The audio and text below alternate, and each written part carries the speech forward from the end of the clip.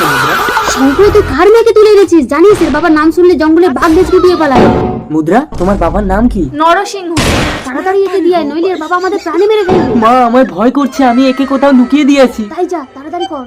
এসো মুদ্রা, তুমি এই জঙ্গলে লুকিয়ে থাকো, আমি সময় মতো তোমার জন্য খাবার নিয়ে আসবো।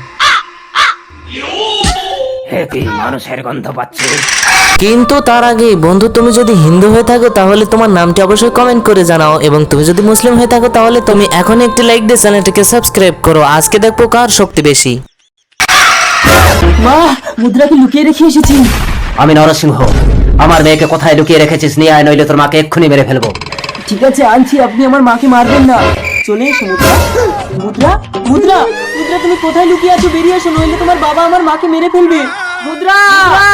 মুদ্রাকে নররাক্ষস গুহায় নিয়ে গেছে, আজ সন্ধ্যায় ওকে জ্যান্ত পুড়িয়ে খাবে। না, ওই নররাক্ষসকে আমি মেরে ফেলবো। নররাক্ষসকে মারতে পারবি না, ওর জীবন থাকে ওর দাঁতে। ওর দাঁত যদি ভাঙতে পারিস তবেই মরবে নররাক্ষস।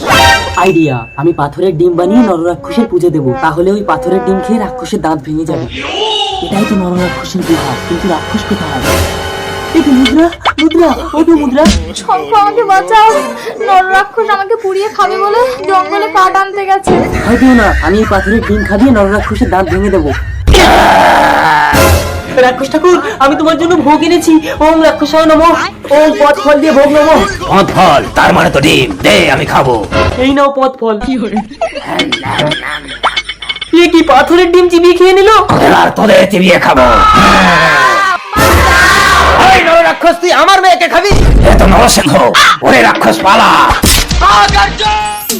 দেখেছিস, দৈত্য দানব সব আমাকে দেখে ভয় পায়, আর তুই আমার মেয়েকে তুলে এনেছিস। বাবা, ওর বাচ্চা আমার পেটে। কি বলিস মুদ্রা? চলো মা, বাবা, আমার মেয়েকে নিয়ে যাও। তোমার বাবার এত ক্ষমতার সামনে তুমি মিথ্যে কথা বললে?